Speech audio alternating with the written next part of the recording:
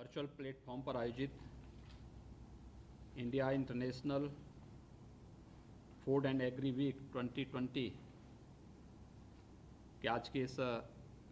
कार्यक्रम में मेरे साथ जुड़े हुए CII के पूर्व अध्यक्ष तथा अध्यक्ष CII agri and food agri week 2020 के अध्यक्ष श्री अजय एस श्रीराम जी,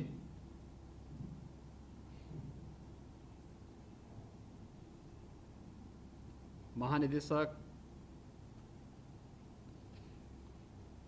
director general CII Shri Chandrajit Banerjee ji, CII उत्तरी क्षेत्र के अध्यक्ष श्री निखिल सानी जी, उपाध्यक्ष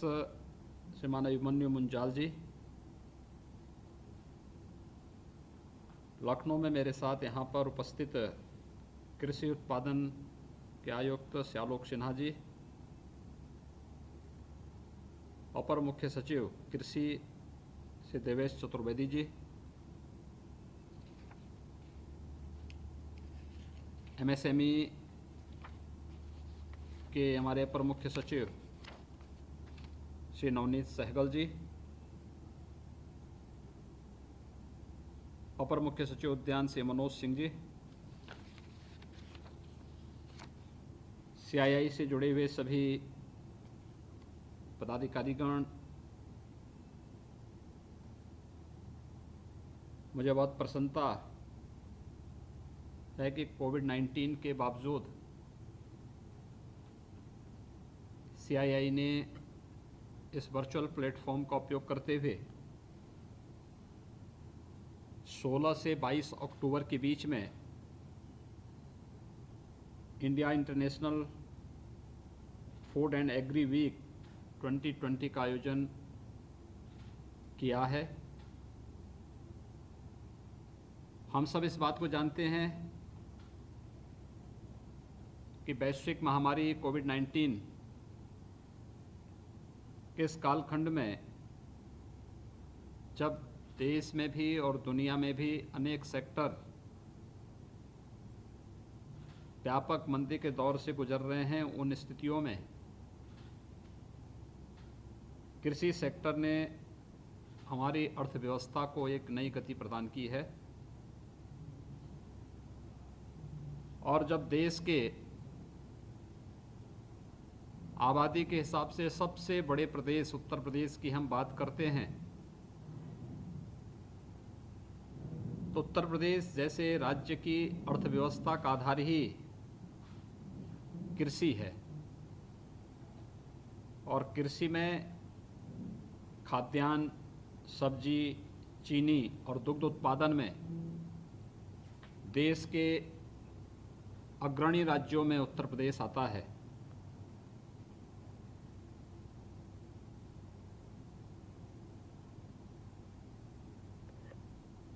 कोविड-19 के इस कालखंड में जो ये आयोजन हो रहे हैं, ये वास्तव में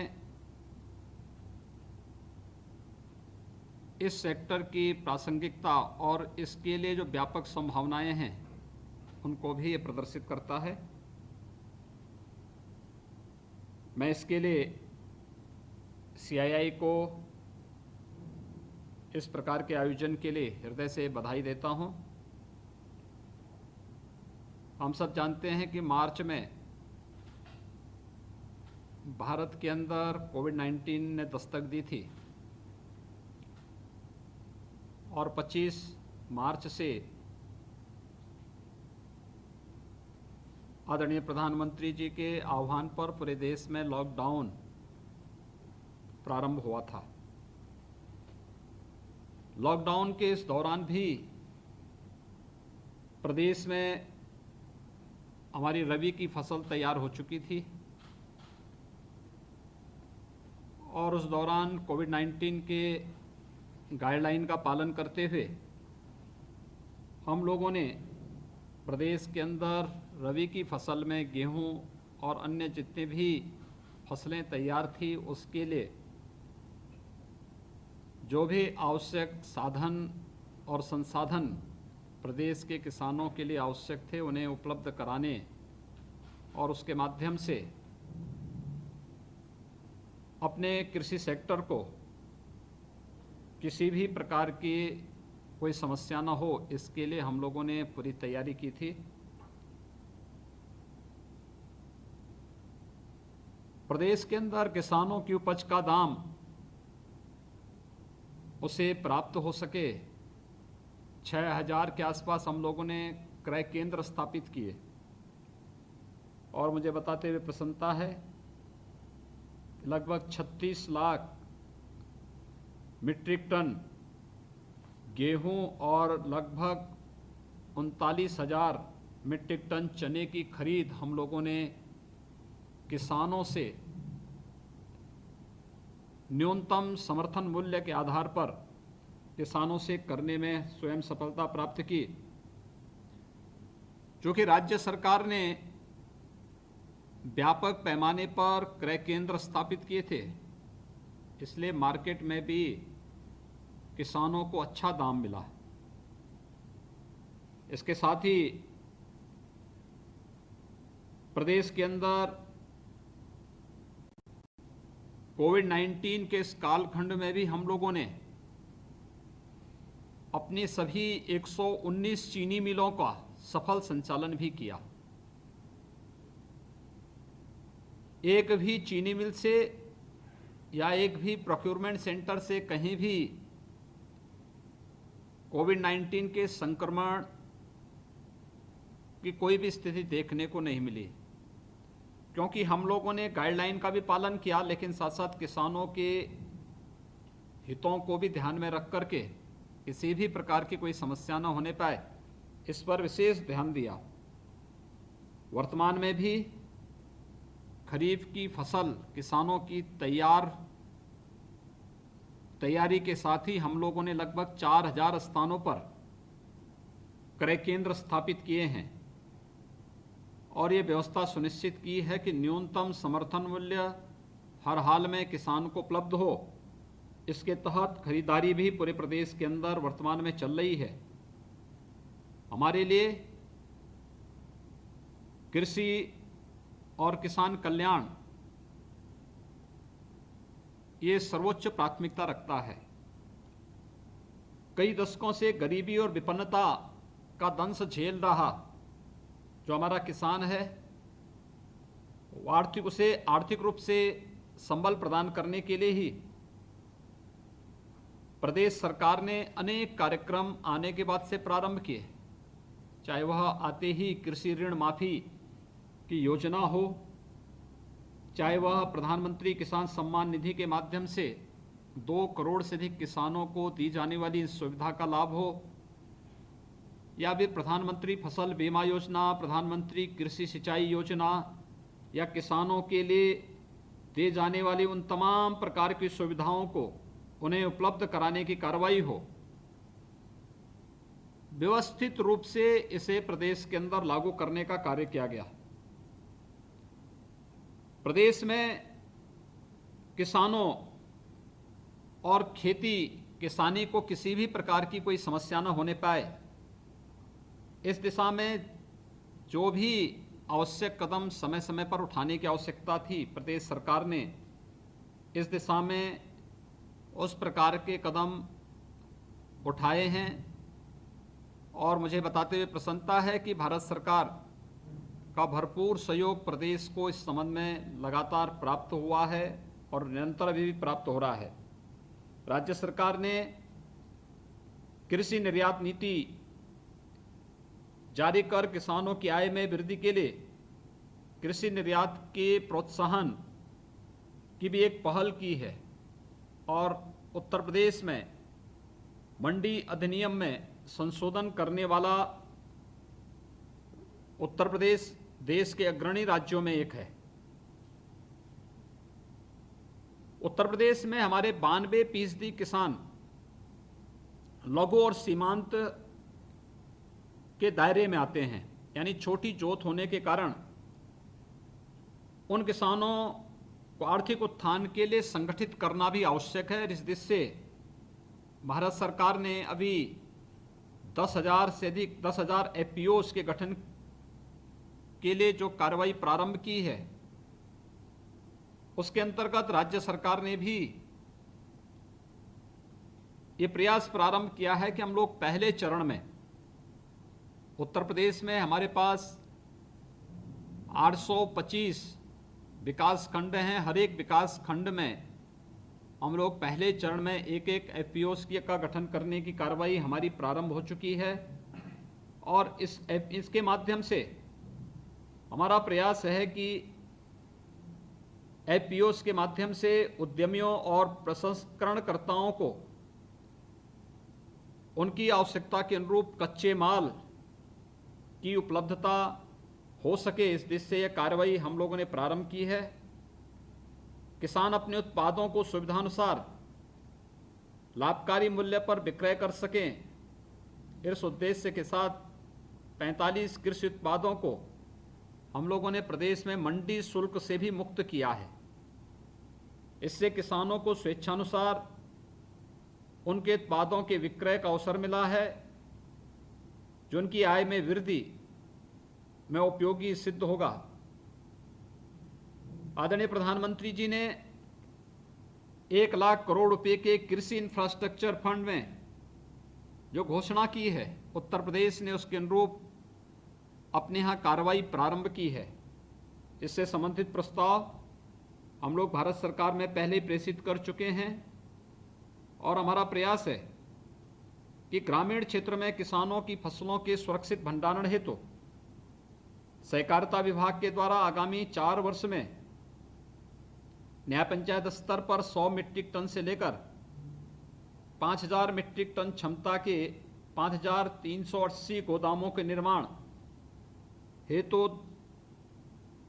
2,600 करोड़ रुपए की योजना तैयार की गई है। इससे 8,50,000 मीट्रिक टन फसल को सुरक्षित रखने की एक भंडारण क्षमता अतिरिक्त प्रदेश के अंदर सृजित होगी।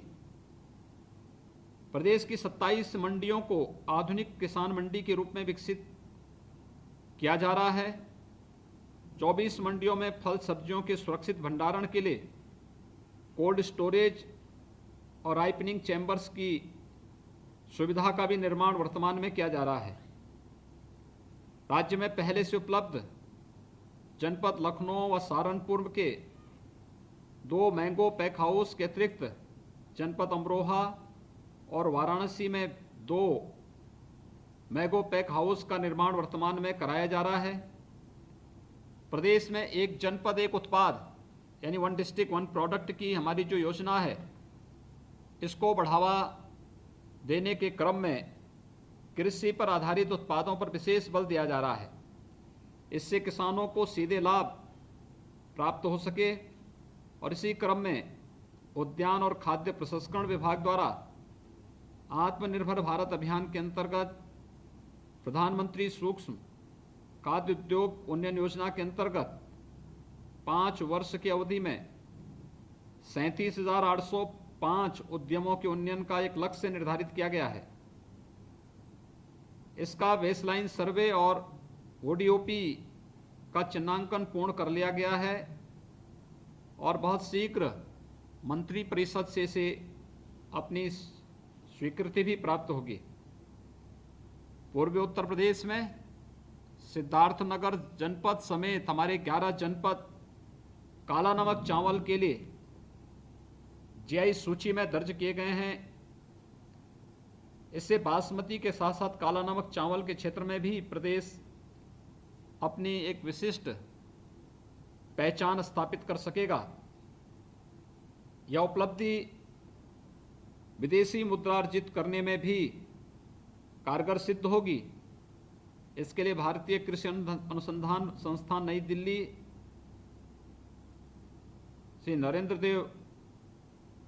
कृषि विश्वविद्यालय अयोध्या, कृषि विज्ञान केंद्र गोरखपुर, सिद्धार्थनगर, देवरिया का एक मेगा प्रोजेक्ट जो नेटवर्किंग मोड पर हम लोगों ने स्वीकृत किया है। निजी क्षेत्र के लाइसेंसधारी शीतगृह जिनकी भंडारण क्षमता 4000 मीट्रिक टन से कम न हो और खाद्य प्रसंस्करण इकाइयां जिनकी क्षमता 10 टन प्रतिदिन से अधिक प्रसंस्करण करने की है, ऐसे सभी इकाइयों को मंडी उपस्थल घोषित किया गया है।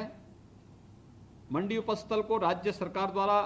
इस वित्तीय वर्ष के लिए शुल्क और बैंक गारंटी से भी हमने उसे मुक्त किया है। वाराणसी व आसपास के क्षेत्रों में किसानों द्वारा उगाई गई सब्जियों के निर्यात की बहुत संभावनाएं हैं। गत वर्ष यहां से अरब देशों को सब्जियों का निर्यात किया गया था। सरकार द्वारा गठित किए गए कृषि उत्पादक संगठनों द्वारा संगठित रूप से अधिक मात्रा में सब्जियों का उत्पादन होने से इसके निर्यात की संभावनाएं और विकसित होंगी। भारत सरकार द्वारा हाल ही में जारी कृषि हितकारी अधिनियम के माध्यम से किसानों को अपने उत्पाद कहीं भी विपणन तथा उसके भंडारण की स्वतंत्रता दी गई है। इसके अतिरिक्त किसान या किसानों के समूह अपने उत्पाद और लाभकारी विपणन के लिए उद्यमियों से करार कर सकते हैं। इससे निश्चित तौर पर कृषि क्षेत्र में बड़े पैमाने पर उद्यमिता की संभावनाएं विकसित होंगी। इससे प्रदेश के किसानों के साथ ही उद्योग जगत को भी भरपूर लाभ प्राप्त होगा। मुझे विश्वास है कि CII के इस आयोजन से प्रदेश के किसानों और कृषि क्षेत्र को एक नई ऊर्जा प्राप्त होगी। साथ ही इसमें प्रतिभाग कर रहे उद्यमी प्रदेश में कृषि क्षेत्र की अपार संभावनाओं को देखते हुए